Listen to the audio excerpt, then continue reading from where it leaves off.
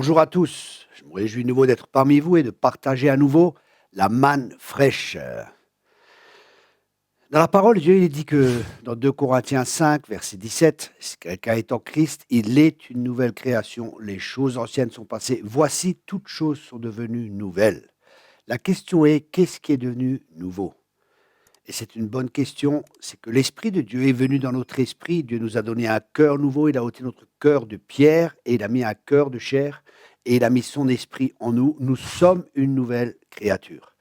Maintenant, tout le processus dans lequel nous sommes impliqués en tant que chrétiens est d'apprendre à marcher dans notre nouvelle vie, à marcher, comme dit la parole de Dieu, en nouveauté de vie. Et pour ça, il y a un point qui est essentiel, c'est de renouveler notre intelligence afin de comprendre la volonté de Dieu qui est bonne, elle est agréable et elle est parfaite. Et ça doit se faire au travers du renouvellement de l'intelligence. Aussi, des fois, il est nécessaire d'avoir de la guérison intérieure. Quand Dieu est venu dans notre vie, le diable est parti tellement vite, il a oublié ses valises, comme j'aime dire, c'est-à-dire les anciennes manières de penser, les blessures du passé, et toutes ces choses sont encore là. Et là, il y a un travail de renouvellement de l'intelligence, de guérison intérieure qui doit être fait. Et ça, c'est notre part, avec l'aide de l'Esprit de Dieu et avec la parole de Dieu, de renouveler notre intelligence et comprendre qui nous sommes en tant que nouvelle créature. Pour ça, nous avons une école biblique par correspondance qui va vous aider à découvrir qui vous êtes et à entrer dans le plein potentiel que Dieu a prévu pour chacun de nous, parce qu'il y a un potentiel énorme en nous, Christ en nous, l'espérance de la gloire. Mais pour ce faire, nous avons besoin d'enseignements qui nous libèrent, d'enseignements qui viennent de la parole de Dieu, d'enseignements qui sont la vérité, qui nous conduisent dans toute la vérité.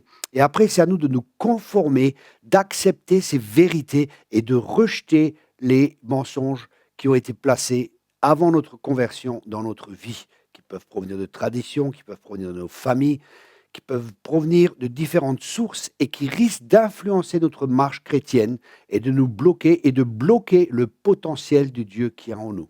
C'est pour ça que le renouvellement de l'intelligence n'est pas une option, c'est une nécessité. J'aime beaucoup une traduction, c'est plus une paraphrase de la parole de Dieu qui s'appelle The Message en anglais et qui dit « Ne vous coulez pas simplement dans le monde de tout le monde sans même réfléchir ». Et donc nous devons réfléchir et euh, mettre nos pensées en accord avec celles de Dieu pour pouvoir marcher dans cette nouveauté de vie, une vie d'excellence, une vie d'abondance, une vie où Dieu pourvoit tous nos besoins avec richesse et gloire. Mais pour ce faire, nous devons prêter plus foi à la parole de Dieu qu'à nos traditions, qu'à nos expériences, qu'à ce que nous vivons même actuellement. Et cela par le renouvellement de l'intelligence, c'est une nécessité. C'est vraiment un point tellement, tellement important. Et c'est ça qui va nous transformer à l'image de Christ, un des buts pour lequel Dieu nous a créés, que nous soyons semblables à l'image de son Fils bien-aimé. Donc je vous encourage, vous allez trouver de la lecture, vous allez trouver des CD, vous allez trouver beaucoup d'enseignements sur notre site qui vont vous aider de manière très, très pratique justement à appliquer ce renouvellement de l'intelligence, à savoir comment faire pour que notre intelligence soit renouvelée. Je le répète, ce n'est pas une option, c'est une nécessité pour que nous puissions vivre dans tout ce que Dieu a prévu pour nous. Jésus a dit, je suis venu pour que vous ayez la vie et la vie en abondance. Voilà, j'espère que cette courte vidéo vous a béni et vous aidera, vous donnera une faim et une soif de surmonter les problèmes, de surmonter les difficultés et de vivre dans la plénitude que Dieu a prévue pour chacun de nous.